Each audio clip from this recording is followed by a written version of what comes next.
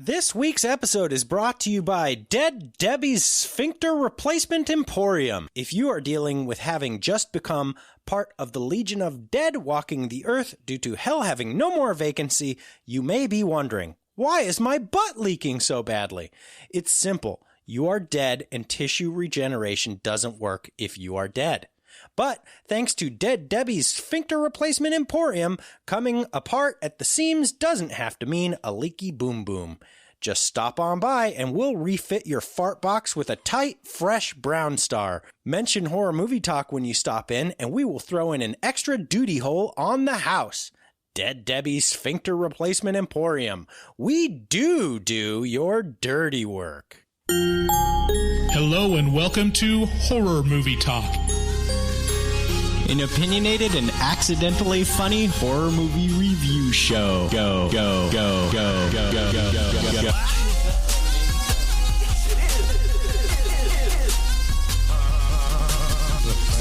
Stroll through the scraggly woods. He had no face! Horror! Sabrina, don't just stare at it, eat it. New theatrical releases always get priority. But we also review older horror movies, both good and horrible.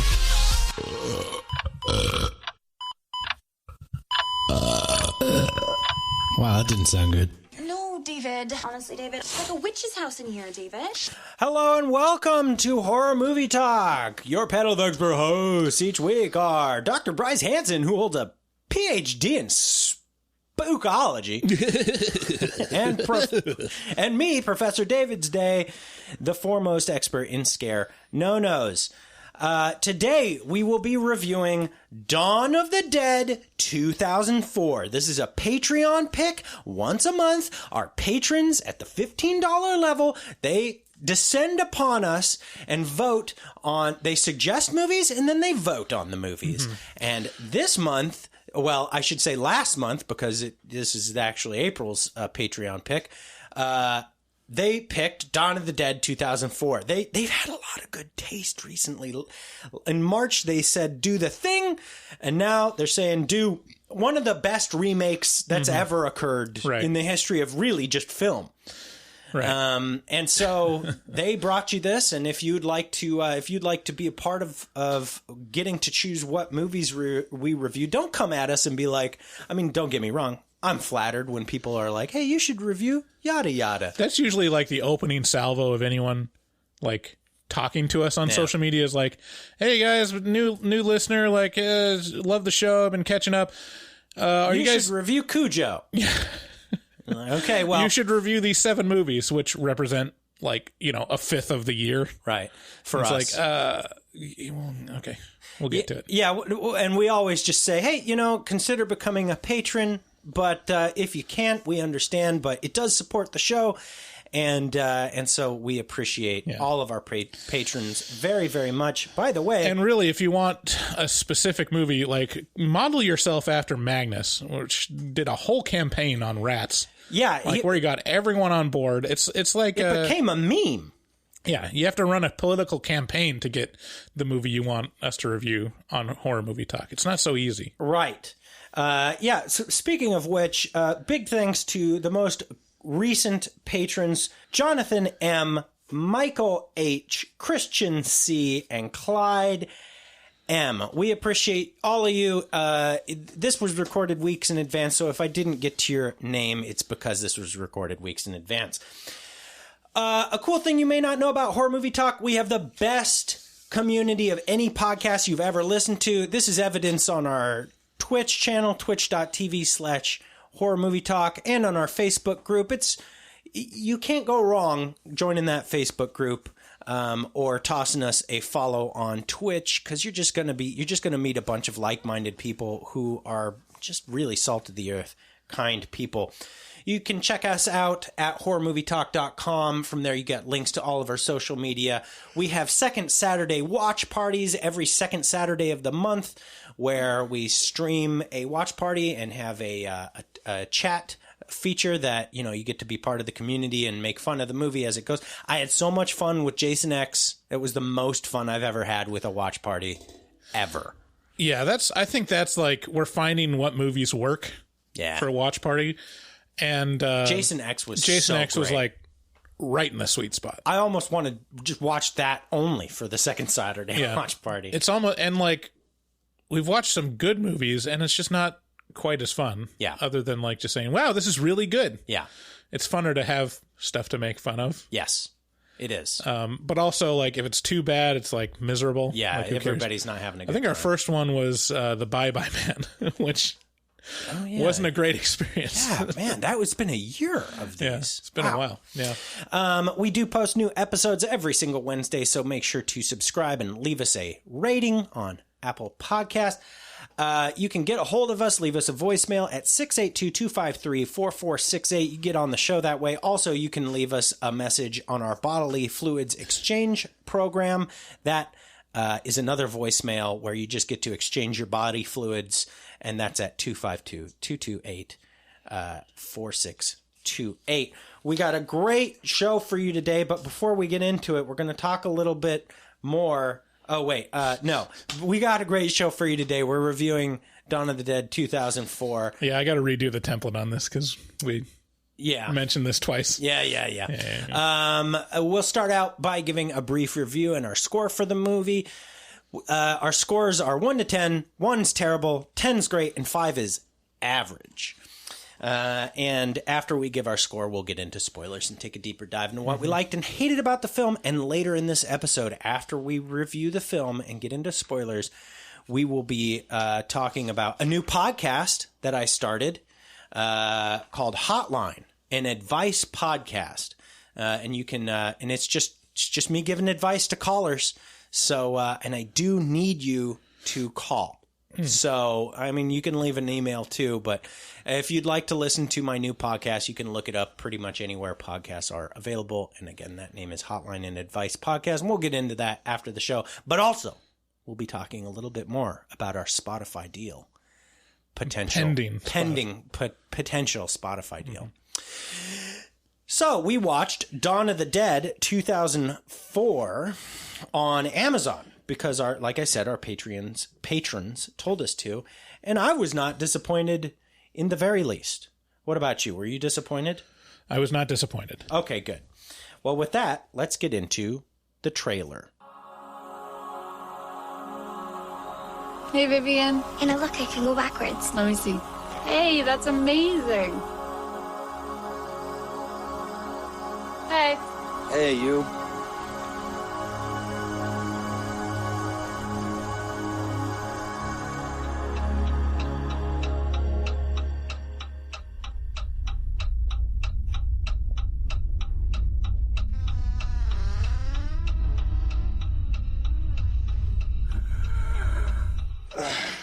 Vivian, honey, are you okay?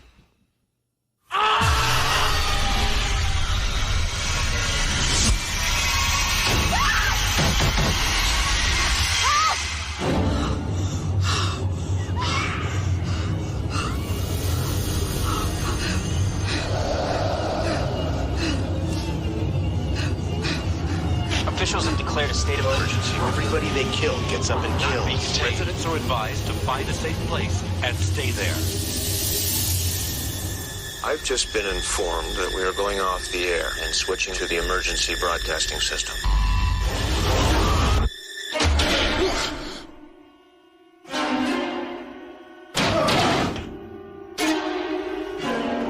Look up the road, there's a lot more of them. Why are they coming here? Maybe they're coming for us.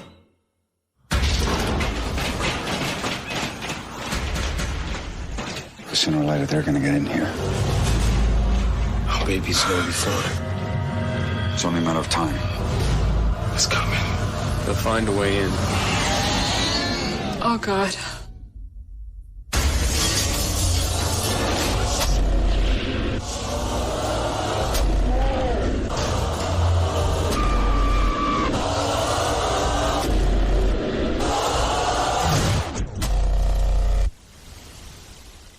Lots of loud noises. Yeah, so Dawn of the Dead 2004 goes a little something like this. A nurse, policeman, young married couple, and salesman walk into a mall. Following the downfall of humanity, they do their best to survive and return to some form of normalcy while in the mall, but are constantly reminded of the scourge just outside the mall entrance. Teenagers! I mean zombies, of course. At first, a gang of angry mall cops subdue our group, but eventually good triumphs over mall cops and the Cinnabon is quickly opened for freeloading. The gang befriends a gun store owner across the street from the mall named Andy, and eventually a van full of new survivors shows up, which complicates things for everyone. In the end, everyone gets more zombievers than they bargained for. My review of Dawn of the Dead 2004 is, if you have seen the original Dawn of the Dead and not this one, you might rightly ask, why would you need to remake this masterpiece? But if you've seen the 2004 remake directed by Zack Snyder and written by James Gunn and George Romero, you will definitely understand that it's not always a bad thing to remake classics. This isn't just a sprucing up of the original. It's got a huge budget of $26 million, tons of clout, and a way tighter script than the original. It's like Romero wanted to do it again, but with hindsight being 2020, and boy, it just kind of works. And my kids are really clomping around upstairs. Are they? Little clompers? You've got the same message in this one as in the original, with an updated veneer and way edgier content. Not only that, these zombies run! By the way, if you haven't checked out the most thorough blog on whether or not zombies should run or walk, you should check it out in our blogs. Keith, our blogger, one of our bloggers, our biggest blogger, wrote a piece a couple of years ago now about zombies running versus walking, and that's an interesting difference. Oh, we have a phone call. Hold on. Phone call coming hotline. in. Hello. Stick around. I'm so excited to use my phone every time. Like, there's only two people that call it regularly, my wife and Safeway Pharmacy. Stick around for the end of the show to listen to exactly what that conversation was all about. So yeah, check out our zombie or Keith's zombie blog at horrormovietalk.com/blog. The action in this Dawn of the Dead feels way more tense, and the stakes feel a lot higher too. As with many Snyder movies, this one has a goofy filter on it to make it darker, but it's much less abrasive than some of his other efforts. This may be one of the best zombie movies ever made, and I think that has a lot to do with all these spectacularly talented people that come together on this Dawn of the Dead. The cast, direction, writing, they're all proven talent, and the end result is pretty great. What do you think about this one? Yeah, I agree. I think it's like probably the best high budget traditional zombie movie. Yeah. That's ever been done. See, I'm kind of confused because I feel like I've heard people complain about this one, like that they didn't like it. I don't understand why someone wouldn't like this movie. It's elitism, probably elitism of some. They're like, oh, the original's better. No, it's not. The original is much, much worse than this movie. it's well, I mean, the original has a lot more charm because it's very independent and very obvious that it's flying by the seat of your pants, which is kind of a whole lane for horror movies. But this is not that. You're right. It's taking the same concept and tightening it up a lot, blowing it up, and putting a nice Hollywood sheen on it. Yeah, throughout, which is very enjoyable. I mean, there's some legendary talent on this. Yeah. You know, like this is one of James Gunn's first forays into the mainstream, getting out of trauma. This is early Snyder, and this is all backed up by Romero. So right. it's basically just got the blessing. Yeah, it's legit put on it, and it's kind of, I mean, George Romero movies like put zombies on the map and like has affected how it's treats this subject like every time, because the first ones were lots of shambling, like easily evaded zombies, right? And this is the first like turning point of fast zombies and like aggressive. Well, and I don't know if that's actually true. 28 Days Later might have come out a little bit before this, but did it? Let's see. Yes, 2 years before this. Really? Yes. Okay. But not the same zombies at all. Like, No. But the concept is extremely similar. Right. So, okay. Well, I apologize. We'll add that to the erratum section on a future episode. Right. So, yeah. I mean, it's also kind of the template for like The Walking Dead. It's very much, slice of life. Like, how would people survive in this situation? Setting them up as like a little microcosm society. Yeah. And really exploring societal problems or classism or whatever inside this little globe of this mall. Yeah, it's real interesting, and the talent in it will later go on. A lot of them will later go on to be pretty big deal people. Right. I mean, it's got Ving Rhames is the biggest name in this, and he just plays the same character. He just picks up his cop character from Pulp Fiction and just continues going with it.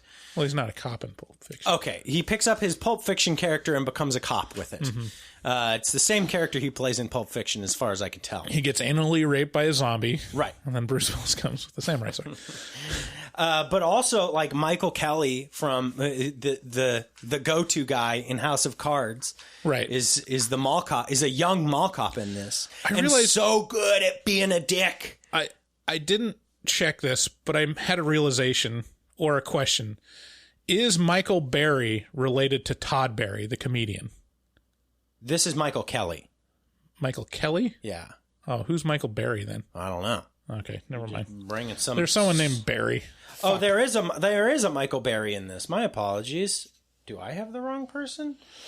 No, Michael Berry is the other mall cop, I think.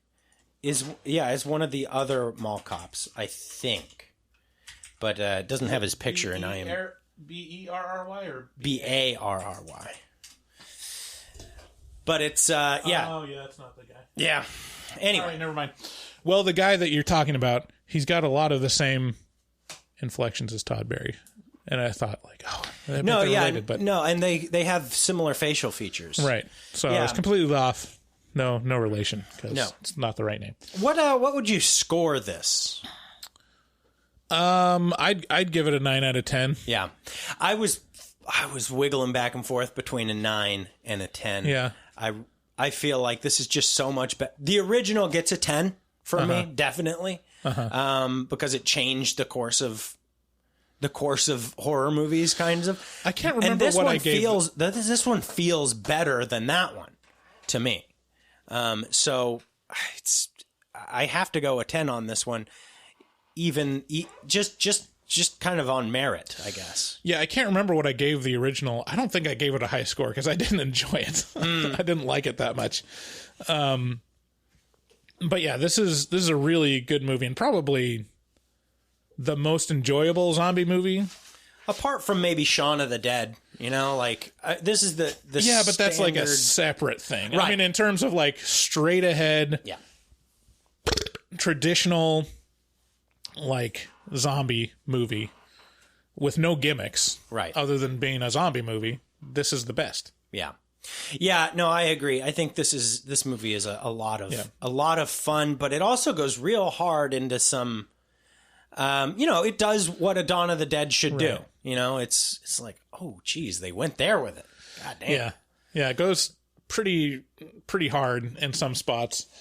My one beef with it is that with all zombie movies and like they kind of muddle together, and there's a limit to what you can really do with them. Yeah, like I'm never convinced that like, oh, it's exploring a new avenue of zombie movies. No, it's literally different types of zombies is like the best you can do. But in terms of like storyline, there's like, oh no, that person is bitten. What do we do? Are they actually bitten, or are they hiding it? Like, that's pretty much it. Or like, oh, we're trapped. Right. How are we going to get out? It's a pretty narrow spectrum of like what can be done with these movies. And this one hits all of them. Yeah.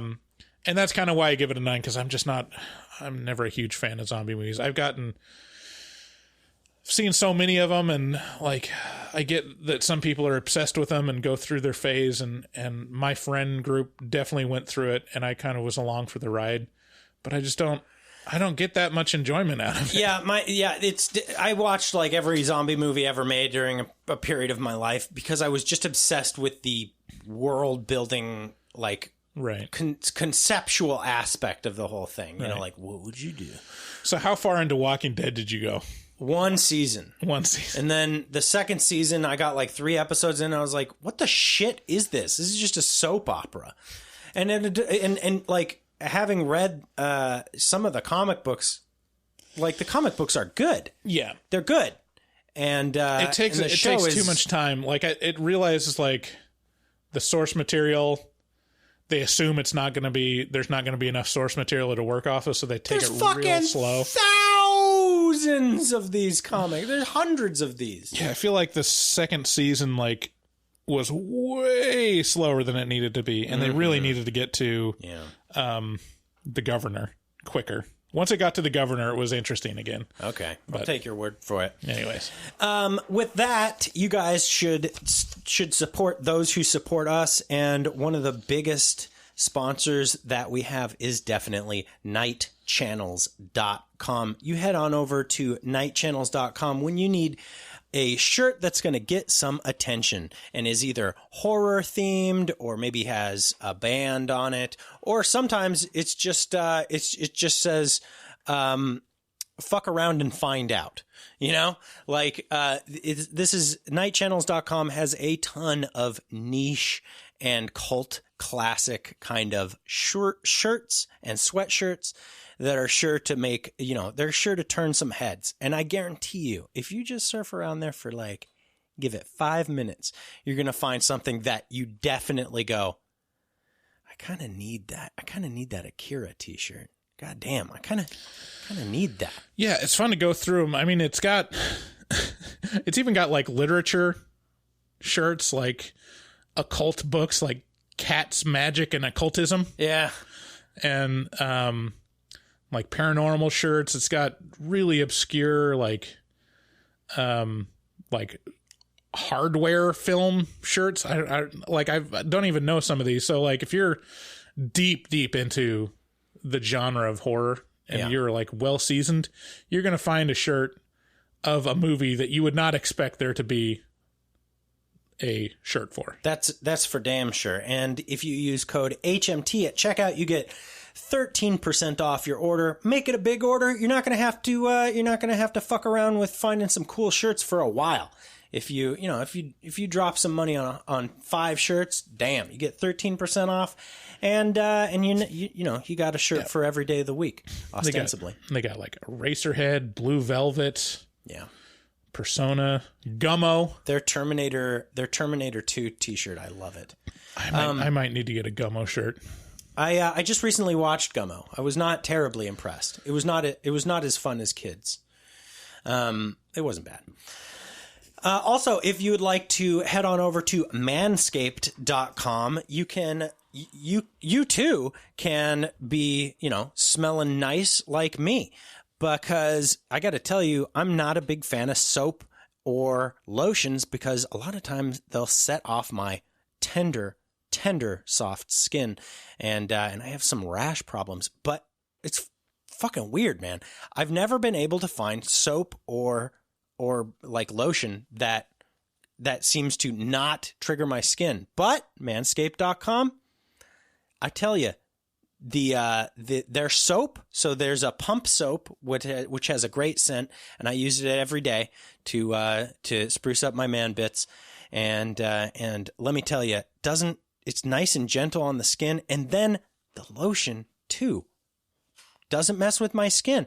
And so this is like the only stuff I can use. And if you use HMT at checkout, you get 20% off your order and free shipping. You get the lawnmower. You can gussy yourself up so that your wife isn't picking pubes out of her teeth. You know, if she's kind enough to touch your genitals with her mouth, then, you know, you're doing everybody a favor. Everybody wins at manscaped.com. And again, that code is HMT at checkout, which gets you 20% off and free shipping, baby. If you want to support the show directly, the best way to do so is by heading on over to our Patreon. And you know what? If you do that, it's not like you're just giving us money. You get a bunch of shit in return. We record a whole nother podcast called The Afterpod, where we leave the mics running after the show. We allow patrons at a certain level to vote on one movie a month, just like this one, where, you know, it makes us review it. And then we have an even better tier that gets all of that stuff. And you get exclusive access to one movie a month that we only release our review of on Patreon. Also, if you're a $6.66 a month patron, you could be listening to this episode early and 2 weeks early or 3 weeks early and without these commercials. So it's really a win-win-win-win-win-win. Mm-hmm. You can head on over to our shop at horrormovietalk.com/shop, and we have magnets, we got stickers, we got shirts, we got coasters, we got all kinds of beautiful merch with Dustin Goebel's beautiful art sprawled all over it. And so you can rep our brand and help support us and Dustin by buying some of our merch. Yeah, I mean, we got to mention Dustin does take commissions, and we've had several listeners commission his artwork. I mean, if you have a job and you're just sitting on that stimulus check, use it for a good cause. Support your local artists. The kids say stimmy. Stimmy. Go to Instagram at dgoebel00. That's at DGOEBEL00 on Instagram to reach out to him. He will do whatever you ask. If there's any obscure like horror art that you'd like him to do, he'll pull it off, and you'll hang it on your wall and say, "I'm a patron of the arts." Yeah, it's incredible, his ability, and we sure do appreciate him. And if you'd like to leave a message for the show, you can do so by, again, calling our voicemail line. Drop us a line. We're getting real backed up with messages. Well, we have 2. I think we have a bunch. I could be wrong. I thought we just did it last. No, wait, we didn't do last week. No, we have a ton in there. Oh, so should we do? Maybe. I don't know if there will be time. I don't know. But you can give us a call at 682-253-4468. Thanks again for listening, and let's get into spoilers.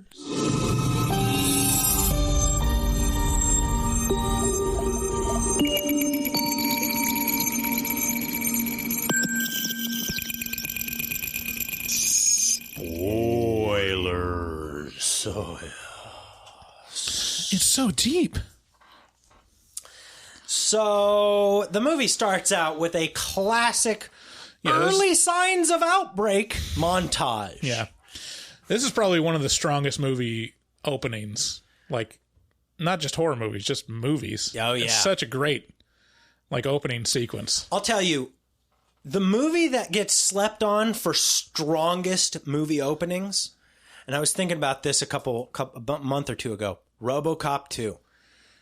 You've never seen a movie that sets up the premise as strongly or with so much italics, bold-faced font as you have on RoboCop 2, except for maybe this one. They both are real strong starts. Yeah.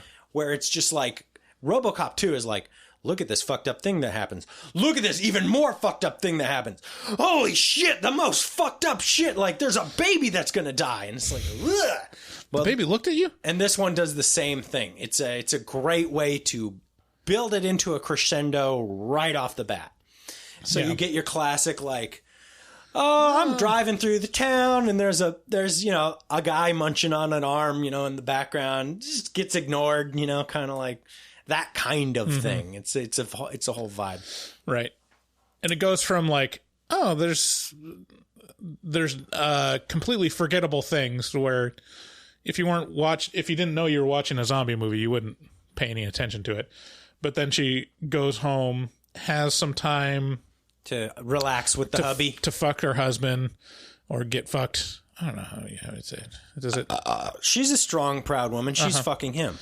And go to bed and then wake up in the middle of the... Well, no, I guess it's morning time. Yeah. And then the neighbor girl without a jaw comes in and tries to eat you. Was it a neighbor girl or was it their daughter? I thought it was a neighbor girl. I don't think so, because the husband was like, sweetie? Or something like that. In any event, it's a little girl who's infected with zombies. Anyways, she bites hubby, and hubby does like a 2 Mississippi and then revives and starts chasing after the girl. And that the sequence where she's running away, gets in the car and leaves, that is fantastic. Like, that's what you can do with a big budget, is these great shots.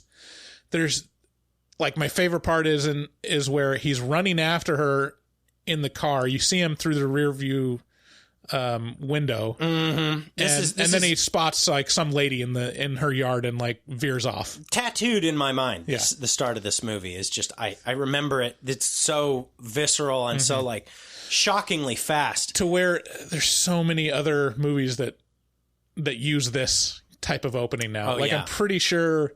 I mean, in the trailer of Silent Place 2, was that what it's called? Quiet Place. Quiet House. Go ahead. Quiet Zone Part 2. It's basically like uses this template. Quiet Place. What was the one with Sandra Bullock on Netflix? Bird Box. Bird Box does this. It's just so effective. And I think this is kind of the first example of doing it real well. The thing that I like about this one is they attach like a body camera to her, right? And it's like fixed out in front of her. And it's just like all the shit you see going on in the periphery behind her. You know, I love that. Yeah. Very strong start. So it just delves into the insanity of the whole thing, and the action on this is just mwah. It's so intense and fast, and it gives a real scope of what's happening. I mean, if you compare it to the original Dawn of the Dead, the way that one kind of communicates is like they go out in the field, they're like going around and like, oh look, there's more zombies in the field, they're everywhere. Yeah, this one does it in like the big budget way, whereas big panorama from a helicopter. You pull out the camera and you see the entire like city with like smoke pillars and explosions and like real shit happening. Yeah, at the same time. Yeah, it really impresses upon you it's great because okay. It impresses upon it like drops you into this soup of like, oh my God, shit's going down. It's so crazy. And it tattoos this shit in your head, which is fabulous because Dawn of the Dead, a lot of the movie is just downtime. It's just chilling at the mall. It's just like trying to live your regular life at the mall. But because they do this crazy start, you kind of feel that high tension the whole time with this one. Whereas with the original, you kind of get really into a kind of a boring complacency in the middle of the movie, which is just like, look, we're having fun. We're shooting pool at the pool shooting store, you know? Yeah. It's like, okay, we're catching up on books we didn't read before. It's like book reading. Who cares?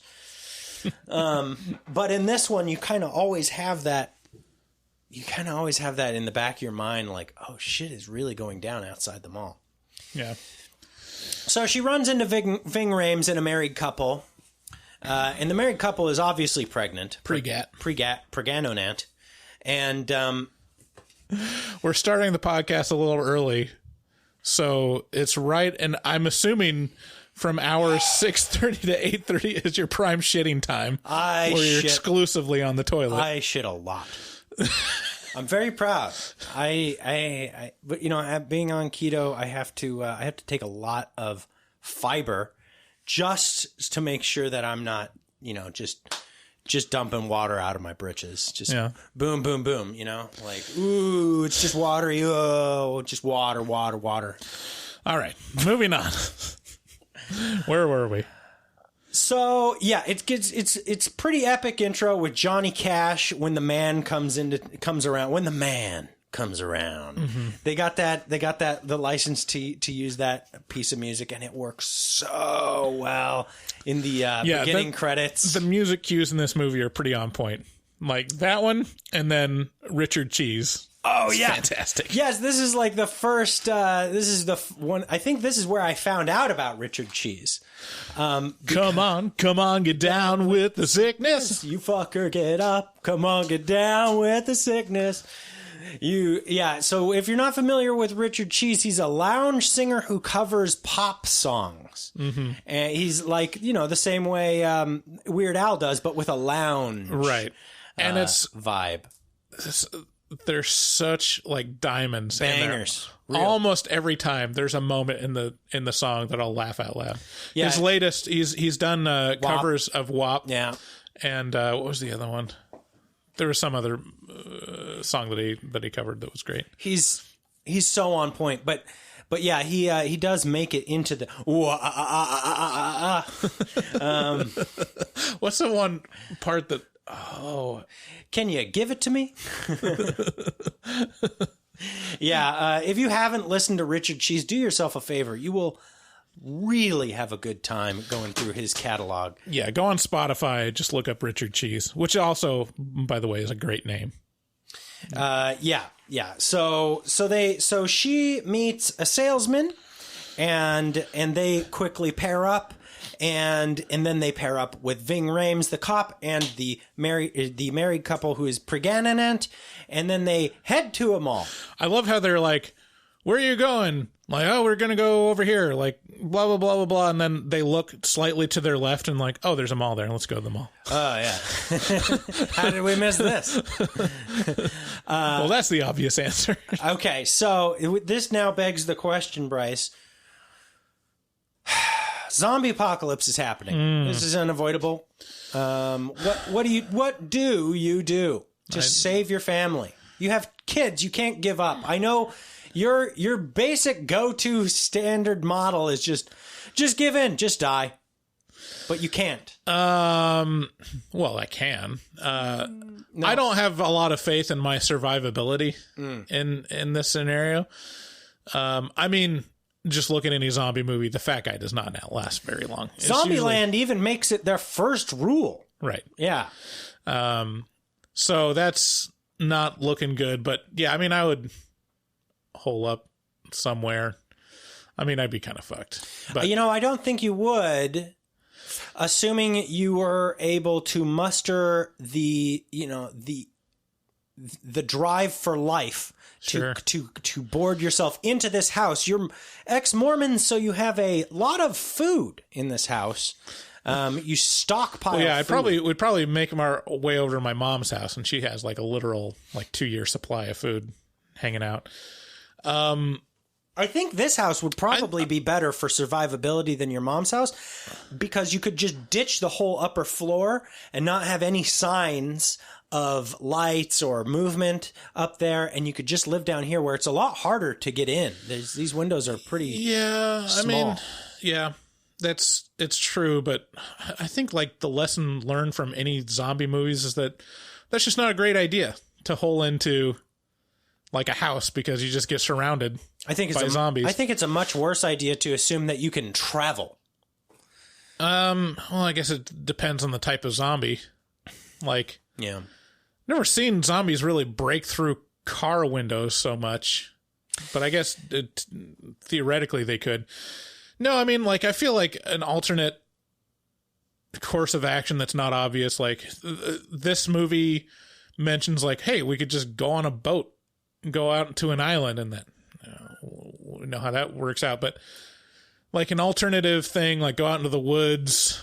The woods are going to be so fucking full. I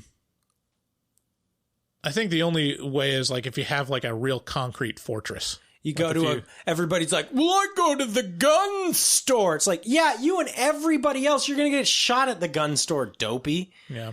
Like, you think the gun store owner isn't fucking fully... the gun store owner is the only person who gets to say, I'm going to go to the gun store. Okay, here's another question. If guns are not an option, if you ran out of ammo, if you don't have access to guns, what would be your go-to weapon of choice? Ooh, that's a really good question. Yeah, I'm going to have to say a bat. I'm going to have to say something that slides real easy, can inflict tremendous... bludgeoning trauma, and it slides off them. There's nothing that's going to get stuck in anybody. It's just whop, whop, whop. You know? Just whop, whop, whack, I'm whack, talking whack. whap, whap, whap. Yeah, whacking day. That's some... whatever. I can't. Wet ass pussy? Okay, so I think the slept-on weapon that actually... is the obvious choice for me, and historically would be the one that is samurai the most effective. sword. No, okay, no. Fuck, it's so early. A spear, like a real good spear. I mean, even just a sharpened pole, would be superior to almost any weapon that you see in a zombie movie. Like machete. You're letting them get way too close. Way too close. Like, and you know, how good of an aim do you have for machete? Like once they're that close to you, like if you miss them, then you're fucked. I don't know, man. The further out you get from your body with that spear, the greater the amount of accuracy you're going to need. You know, it gets real fucky once you get 6 or 7 feet out. You know. Yeah. Tell the Roman army about how ineffective spears are. Yeah, like people that train exclusively with spears are good at spears. This just in. Well, I mean, it's just as good as people training with knives. I mean, it's not like how effective are people going to be in close range with anything? Like my money is not very effective. That's why I think the baseball bat is the obvious way to go. It's still pretty close. I mean, it's doing better, but also bludgeoning force. Like skulls are pretty tough. And I feel like you'd get a good bonk in, like it'd go twang, and then the zombie would be on you.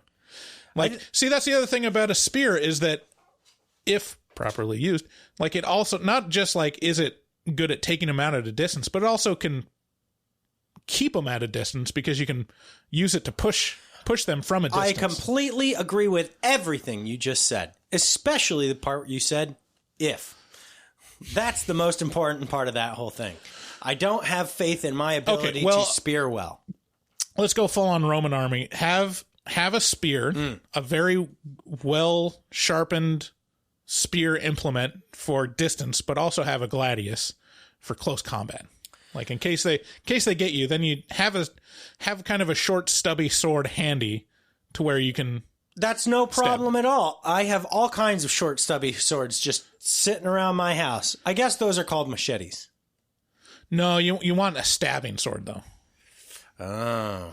So, word to the wise, like, I disagree. See, that's what you want. That's what you want. I think people like go with hacking or swinging, like especially with a swarming army. Like you don't want to depend on a swing to take them out. You want to depend on a stabbing short motion. Yeah, and that's I think the spear's going to get caught up in them. You know. No, I mean it's way less likely to get caught than like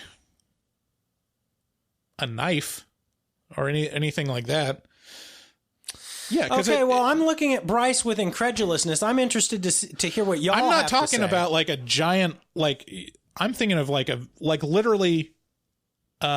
Just a sharpened stick. Just a sharpened stick, but with metal. I mean, it just basically there's no like hilt kind of thing. There's no like guard on it. No hook. No hook. Yeah. But even then, that might be useful as well. So, I mean, it's one of those things where if you look at... Bryce is tapping into that deep inside you 7th grade part of like it's. That's what zombie movies are about. He's doing. That's exactly I what can see him transforming. I'm telling you, people are sleeping on spears. Like, if you look at what is the most effective weapon for a horde of people, spear, grenade. Spear. You look at like ancient Japan with like samurai. You assume like, oh, samurai, they use samurai swords. Like, no, their primary weapon is a spear with a knife at the end. Like that's how you kill a lot of people in short order. You know, the other thing that a spear can be used for is a walking stick. It can be used to vault things. It's a pretty thing. But I will say I'm going to stick with my bat. I am going to say that I'm going to stick with my bat. It's pretty lightweight for like the utility of it. Yeah, but like try and fit that into your sedan, you know? Okay, here's a question. Bat, wooden or metal? That's a good question. That's actually a really good question. I think the way to go with a bat is as light as you can go. So I think that has to be metal, getting an aluminum bat, because you're going to get tired winging around a heavy bat. You know, you're going to get tired winging around a wooden bat. And not only that, you can really destroy wooden bats pretty easily by hitting things hard with them, you know? I feel I don't know, maybe I'm not a bat expert, but I feel like a metal bat would get dinged like pretty immediately to where it would just bend in half. You may be right, but I mean, I've never seen a metal bat explode while watching a baseball game, but I've seen a billion wooden bats explode. It's like, you know, they're cracking them all the time. Yeah, but that's Major League Baseball. It's very strong. Are you looking at me? I am. Is it time to take my shirt off right now? Oh, Jesus Christ. What's happening? How dare you? Now are you? If you want to see David shirtless, tune in any Saturday on Twitch. Twitch.tv/horror movie talk. Wow, we've really gone off the rails here, but it's easy. But this is why this movie's good. It's a zombie movie. It's designed to have this conversation specifically. Again, give us a call with your zombie plan at 682-253-4468. I'm telling you, I'm going to make a zombie movie where people use spears, and there's going to be no tension whatsoever. It's going to have... Oh, yeah, we figured it out. We just sharpened this long stick. Sunshine, lollipops, and rainbows, everything. Na, na, na, na, na. And Bryce is just standing there with his spear, vaulting across small ditches and, like, using it as a walking stick and, like, using it to spear his food into his mouth. Using it as a spit, over the fire. Okay, so back to Dawn of the Dead 2004. So they get into the mall and immediately they notice the mall cops because they're detained by the mall cops. This is such a fabulous idea. The concept of the mall cop who normally has no power and now assumes all of the power. Like, this is mall cop on a power trip. This is genius. And they cast You don't even have to say mall cop on a power trip. When you say mall cop, like, you understand. Yeah, it's redundant when you say mall cop on a power trip. Yeah. I'm sorry to all the mall cops out there. I'm sure most of you are cool people. It's just, you know how you are a little bit. You got this a little bit inside you where you're like, where right now you want to reach through your phone and like punch me in the face and push me down on the ground and like, and put little zip ties around me like a real cop. And actually, like, the part of this movie that is less realistic is that the cop isn't exactly the same. Yeah. The casting for these cops is great. You got the true douchebag, the leader of the pack, who is violent and nihilistic, and very self-concerned. Then you have his lackey, a dumb, generic, dopey kind of guy who watches NASCAR, presumably. And then you have the lowest man on the totem pole, the guy who was just hired and who's like, come on, guys, you're taking this a little seriously, don't you think? That amalgamation of characters, it just makes it fully believable. Yeah. There's the majority is douchey / ignorant. And that's such a potent combo of personality. Yeah. I love that. So they happen upon these mall cops in the elevator, and then there's a standoff where they're like, come on, let us stay in the mall. And they're like, no, it's fuck you guys. It's your problem. Get out of here. Yeah. And then there's a definite moment where the asshole cop takes a beat.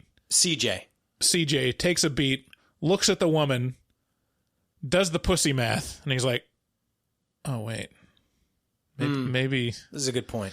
Maybe we do want a woman. Come on in here. For a zombie apocalypse.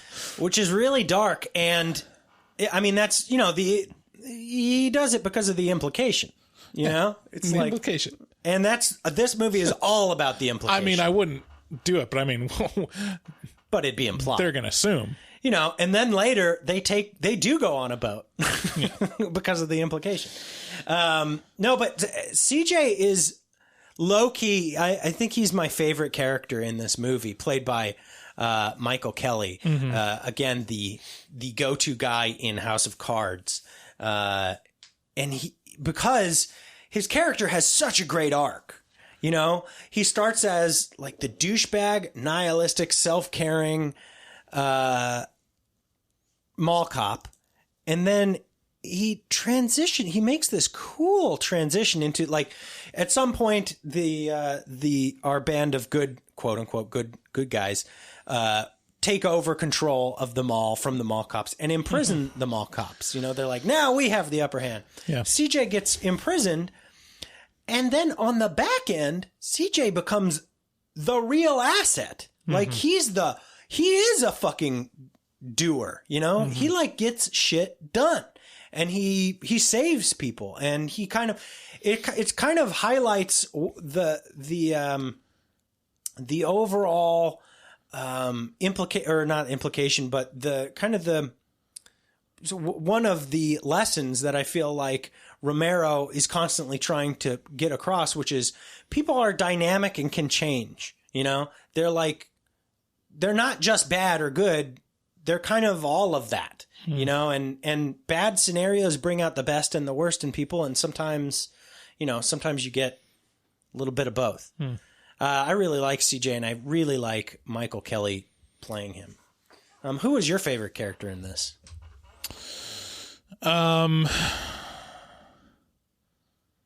Yeah, he's up there. I mean, I also liked, what's his name? Is it Ty Burrell, the actor? Oh, he has an impronounceable name. Hang on one second. Yeah, you'll know him because you've seen him in a million things. Mekhi Phifer. No, that's not who I'm talking about. Oh, it's not? No. I'm talking about Ty Burrell. Yes. Ty Burrell, the asshole. Like, that's...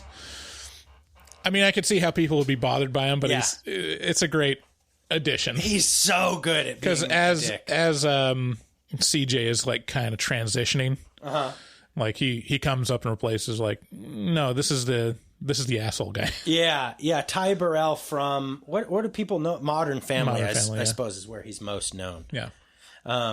Which, like, Modern Family shows how great his comedic chops are. Like, and I think that's like not quite as honed in this movie, right? As later, but still there some good moments. Mostly, it's like the script that's the problem, I think. Like, I in what, Modern Family? No, in this movie, like, the script is not as funny as a sitcom, but right, yeah, no, it's not tuned to his personality as well as Modern Family is. Right. Yeah, no, I see where you're going with that. I also liked Anna, obviously the main character played by Sarah Polley. Yeah. Or Polly. She's great. Yeah. Here's my beef with the movie. Again, I already mentioned this, but, like, there's just not that much that you can do. And it feels like you're forced into making people dumb to make anything interesting happen. Mm-hmm. So she's like a nurse, right? She's a nurse, yeah. Yes, and she's figured out almost immediately. Like, okay, it's the bite. If they get bitten, they'll turn into a zombie. And Anna. Yeah, and then at various times, like when people get a bite, they're like, "Well, but maybe we should leave him here in a bed in the middle of all of us and not restrain him at all. He's still a person." Like they do that and she does 4 or 5 times. I think that's pretty realistic. I think if you think about it, for me, that's the majority of my day is just being irritated with people's intentional stupidity. It's just like constantly rubbing your eyes and being like, why are you letting this happen? Why are you doing this? We've already made the decision that this is not what we're going to do. And here you are doing it. I guess that is realistic. Like people wouldn't be on board with, I mean, the first couple times it makes sense. Like, yeah, people are not on board for just full on murder. Right.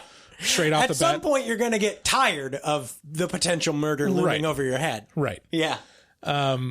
And they just go back to the well with that over and over again. And every single character gets their moment of like, well, yeah, but what if maybe, I mean, even at the end, the nurse is like, when the last guy gets bitten, he's like, no, I can help you. It's like, bitch, no, you cannot. That's what. Yeah. Why would you even say that? Right. Matt, there's a lot of callback people in this movie. So there's Romero makes it into an interview on TV. Also on TV is Peter from the original Dawn of the Dead, Ken Foree. Is he the preacher? Yes. Yeah. When he says he does a TV spot and he says, when there's no more room in hell, the dead shall walk the earth. That was a fantastic way to integrate that into the movie. Right. Yeah. I don't think they actually say that out loud in the original. That's just like the tagline of the movie. Oh, it might be. I can't remember. It's been a couple of years. We did review the original. Yeah. Just FYI, if you go to the post, we'll have it linked. Yeah. I've already linked it. Also, there's Matt Frewer, which is not a name you'll recognize, but he's definitely a face you'll recognize. This is the next door neighbor from Honey, I Shrunk Your Kids. Oh yeah. Yeah, and he is the focus of one of these empathy. Well, do we kill him? Do we not? He's got his daughter here, and he's so relatable. But you'll recognize him from the next door neighbor in Honey, I Shrunk Your Kids. Yeah. Man, have you gone back and watched Honey, I Shrunk Your Kids? I did in the last year or two. You did? It holds up. It's pretty great. It sure does, man. The practical effects. It's one of those things where I try to get my kids to watch one of these movies and I'm just not quite in the sweet spot of it yet. They're just arriving at it now. Yes. I'll share on the Afterpod some of this, some of the happenings when it comes to cultural exposure with my kids. Very important turning point in childhood was reached. Oh, yeah. Wow. Because they watched The Never-Ending Story for the first time. That's right. Man, that must have been trauma-inducing for your kids. Your kids are they're pretty vanilla in their ability to handle fucked up shit. Eston ran out of the room pretty early on. But it was great sitting there and watching it, and Penny in the scene where Atreyu is galloping away from the first, nothing encounter. Well, with the meeting with all the the little campfire with the princess or whatever. Not the campfire. They're at the palace or whatever, and they're he appears and I volunteer as tribute, and so he's galloping away from that and is like, I'm the hero now, and Penny turns to me and she goes, I like that horse. Oh dear. It starts. I was like, okay, sweetie, buckle up. Well, at least it didn't start for you 2 years. It started for me when my daughter was 2 years old. Something about pink hair products and horses, man. My little girl just goes fucking bonkers. Oh yeah, Penny since day one almost. She's favorite color is pink and purple. Although my other little girl's like, fuck all that shit. Fuck it. Let me just smash this dirt into my face. Anyway, so you get Ken Foree. He does a little. He shows up in it. So does our boy Romero, and of course you got what's his name, Matt Frewer from Honey, I Shrunk the Kids. And I'm kind of remembering a part where I kind of agree with you, where I'm like, why are they doing this stupid shit? Which is, they accept a whole nother group of people into the mall. That obviously have infected people. It's to the extent that one of them is a big fat lady who... She's a great big fat person. Goodbye, horses. Where she's so obviously in the grips of zombieism that has to be carted around in a wheelbarrow. And they don't restrain her, and she turns, and... But why would you accept a bunch of people into your mall? To be fair, like, she's got to be one of the easily dispatched zombies that they're going to encounter. Yeah, but the point isn't whether or not she's easy to dispatch. It's how much extra complication 5 more people adds, which is 5 times the amount of complication. You know, it's like, you keep it tight, you know? Yeah. Keep it tight. That's all I'm saying. And then we get to the part that is indelibly etched into my brain forever. Our zombie outbreak makes its way into the birth canal, which is so fucking gross. Yeah. It's such a gross idea. Like the two standout scenes is the opening and then the zombie baby.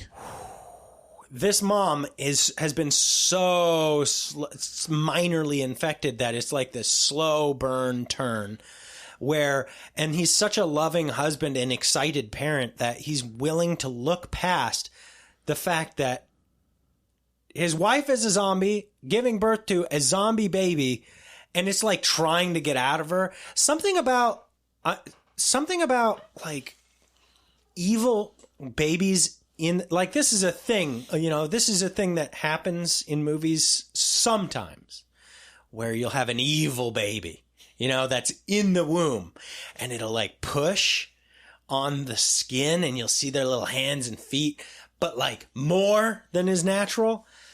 That gets me so riled up, and not in a good way. Like, I'm very alarmed by that. That's one of the experiences going through pregnancy, is realizing, like, wow, they're really in there, and they're really like pushing to the point where it's uncomfortable how much they can really punch out, you know? Yeah. Yeah. Where it's not like, oh, I feel him kind of moving. It's like, Jesus Christ, you like reached out and grabbed my thumb. Yeah. Yeah. I mean, I never had that experience with my kids, but I guess. I mean, yeah. Well, I'm exaggerating. I mean, didn't actually grab my thumb. No, I know that. I'm just saying it was never, like, I don't even know that I ever even saw it happen. You know, Really? Yeah.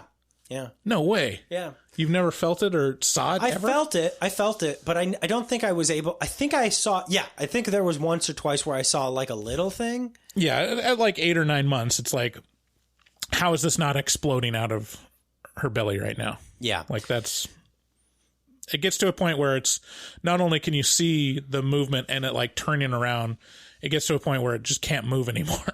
You know, what worked about the zombie baby scene for you?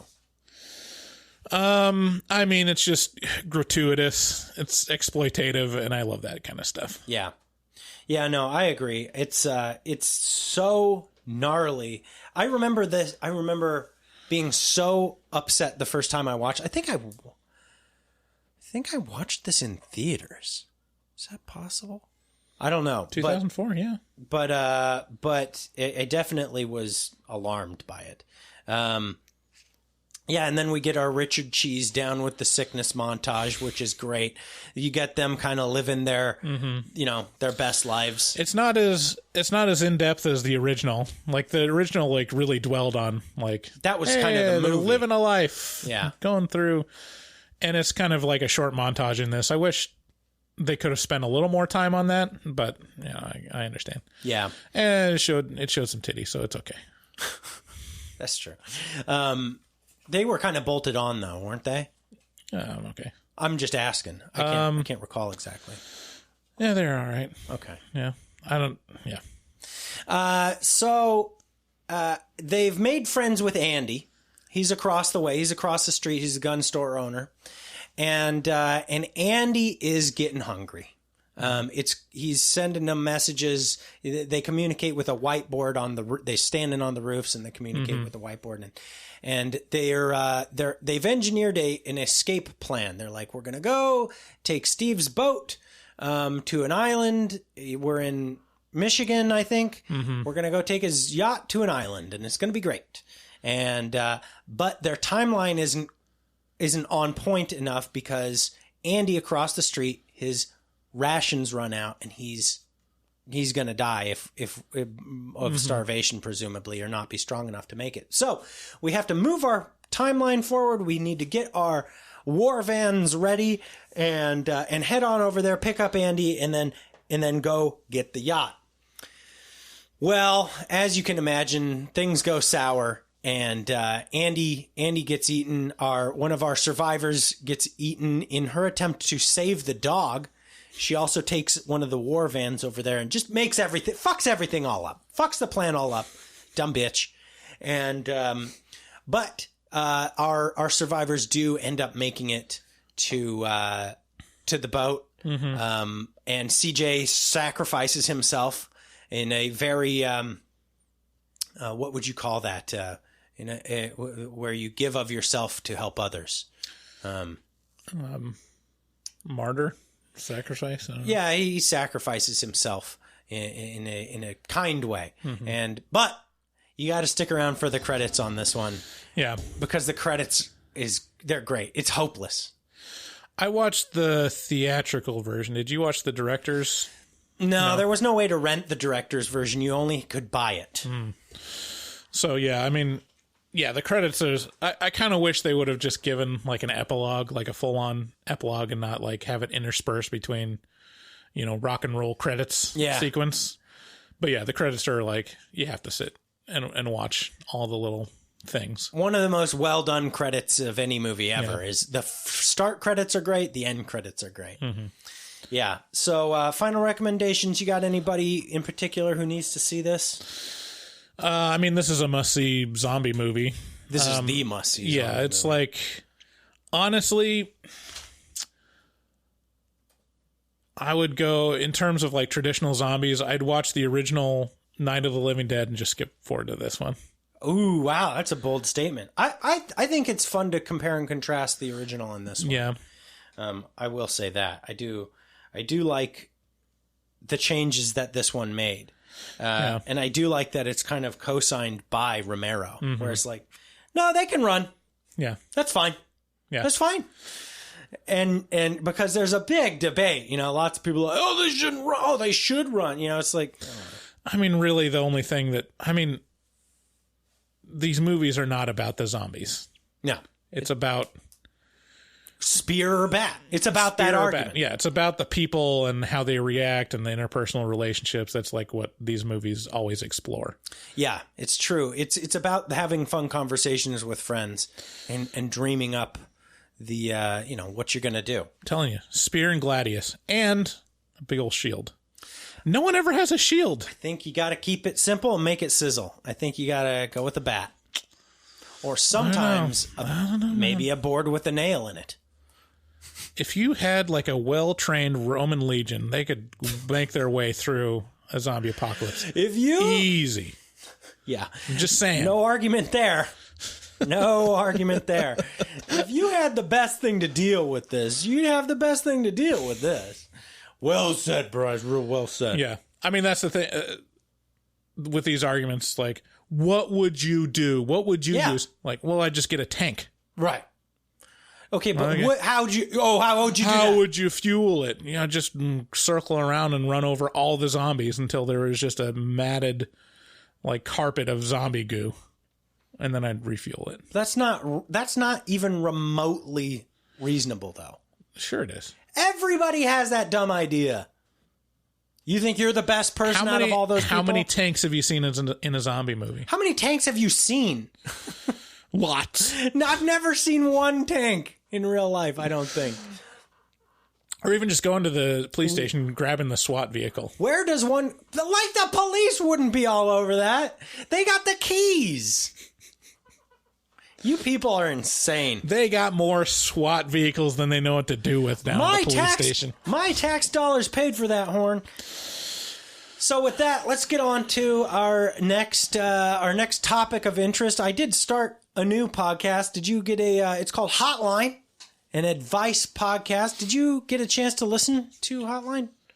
I only listened to the first episode so far. Oh, that's the intro episode. Yeah, it's been a couple weeks. I think we probably by now we have a couple episodes out, and it's me and Babyface Billy.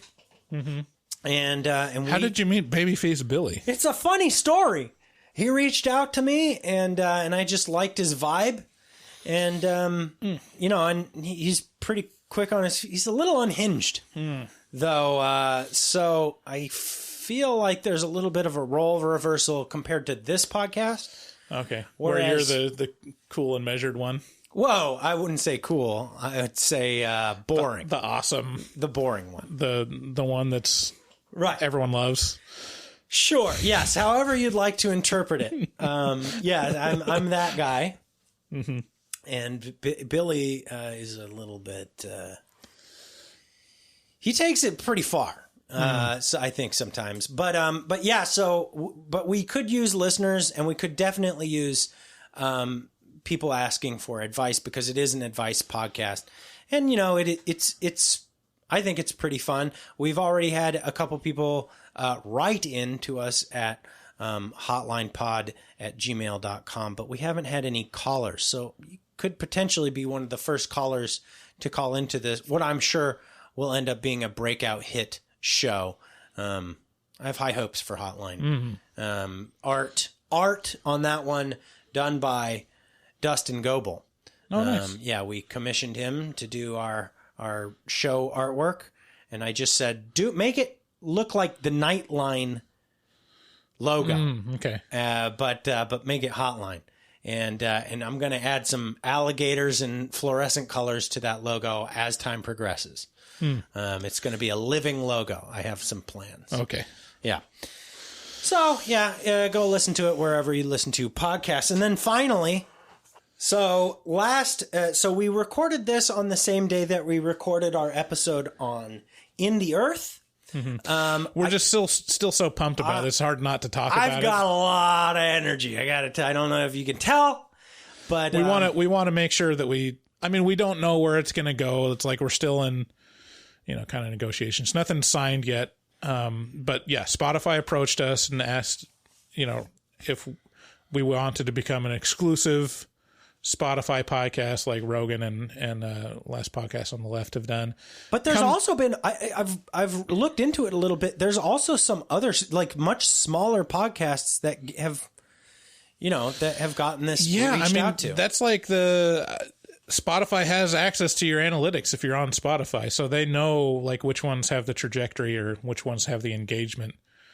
So there's probably they're finding the diamonds in the rough and like capturing them before they become the next, Serial, even though that's not apropos because Serial started out huge. But yeah, like they can find the grassroots podcasts like ours that show real promise, and that's how they explained it to us. Right, we're not owned by any podcast network either. Yeah. We're just our own thing.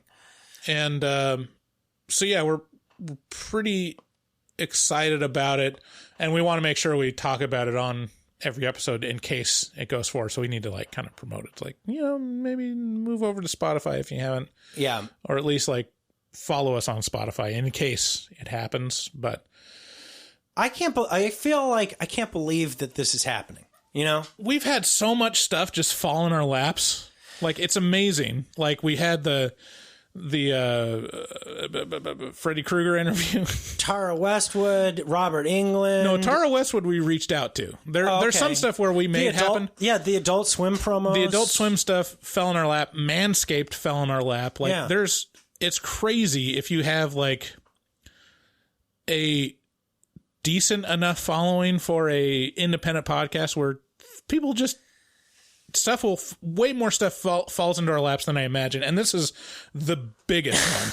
Yeah. I'm like, holy cow! This is like we're like looking off into like 5 years, a 10-year plan into the future. Like, yeah, this could really become a thing to where it's like really something that we can that makes a difference in our lives. And this falls in our laps, and it could be like tomorrow we could sell out. I'm worried that that they haven't listened to the show, and the Spotify employees have already like multiple times like gone on strike or some weird shit over Rogan saying some minorly non-woke thing. Really? I haven't been following. And and so I don't know, I just feel like although we're probably not big enough to attract that kind of attention yet. Yeah. I don't want to change who we are, Yeah. And, most of our listeners are not on Spotify, even though it's a huge portion of our listeners. I feel like I wonder if we're abandoning people if some of our hardcore listeners are not going to follow us over, and that would make me really sad. And that's honestly... but that's kind of their choice, though. Like, they could easily just get the app and listen. Like, it's not us abandoning them, it's them abandoning us. Yeah, but, I mean, it's enough of a problem for me to where I'm like, it really does call into question of whether we should do it or not. No, I hear you.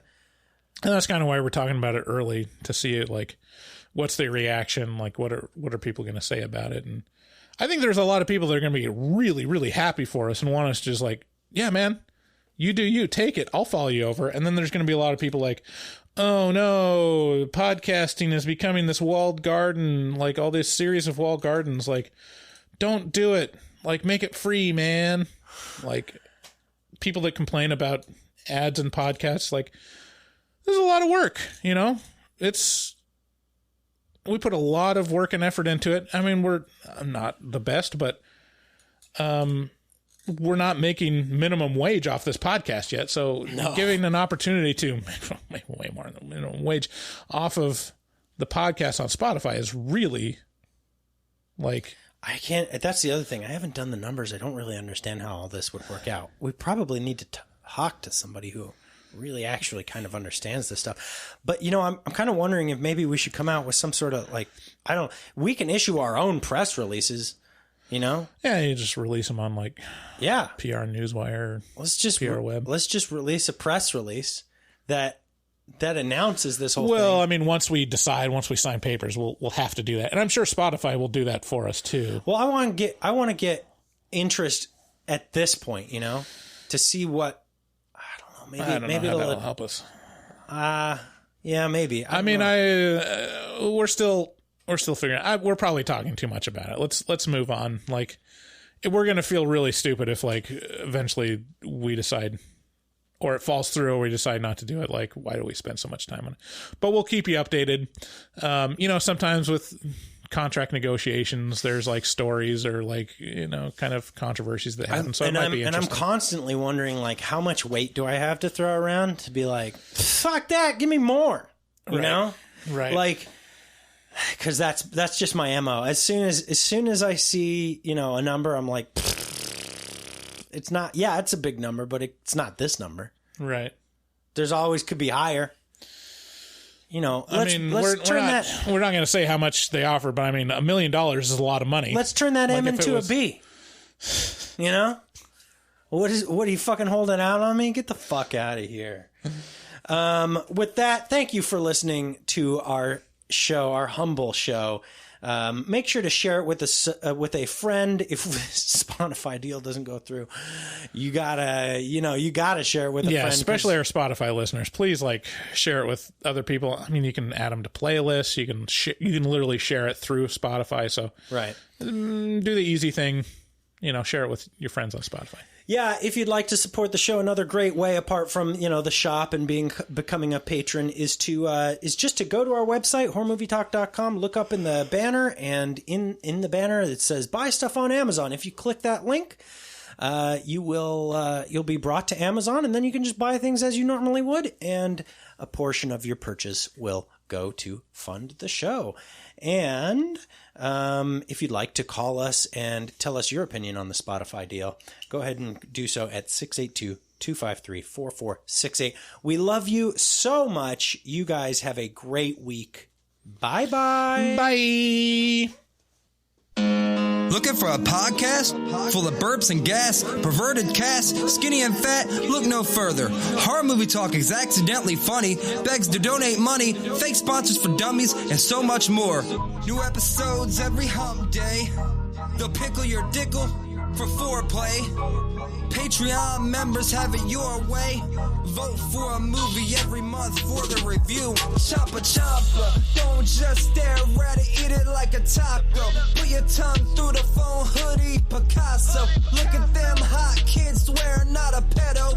Got me too'd with Cosby eating jello. Pudding pops done gave Bryce flatulence. Drain addict Dave doesn't give a shit. 1 through 10, is it horrible or excellent? Oil me up, daddy, is dinner rum. Pretend kiss, Bryce Hansen. Look at them hot kids, Chris Henson. Masturbate with a crucifix, exorcist. Face hugger, chest bursters, alien. Linda Blair peed on Sigourney Weaver. I know it's true, cause it came from social media. Patrick Bateman can't understand you. Stab you to death for rotten apple reviews. Opinionated podcaster with a doctorate. Spookology, doctor of philosophy. Bad gastritis, need colostomy. Turn Patreons into human centipedes. David Doobie Day, scare him, no expert. And Global fucks hard, professional sexpert. Afterpods, taglines, and porno flicks. American Psycho, them guys pretty sick. Choppa choppa, don't just stare at it, eat it like a taco. Put your tongue through the phone, hoodie, Picasso. Look at them hot kids, swear not a pedo. Got me too'd with Cosby eating jello.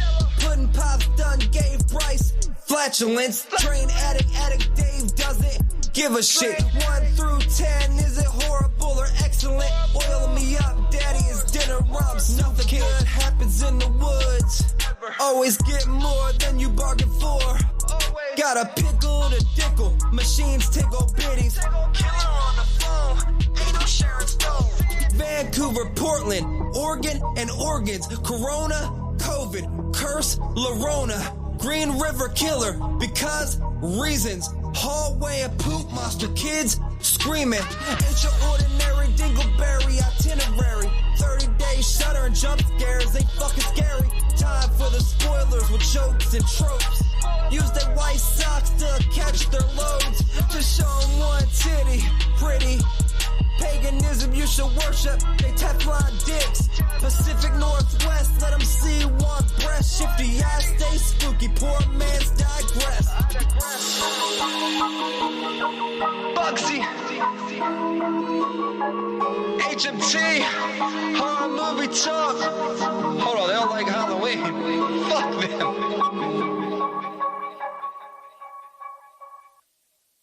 About zombies running versus walking, and that's an interesting difference. Oh, we have a phone call. Hold on. Phone call coming hotline. in. Hello?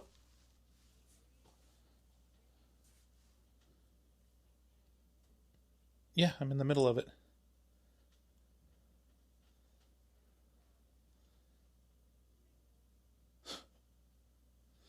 What? Wedge salad. Yeah. Candied nuts of some sort, if that's possible. It's got to be Bryce's mom.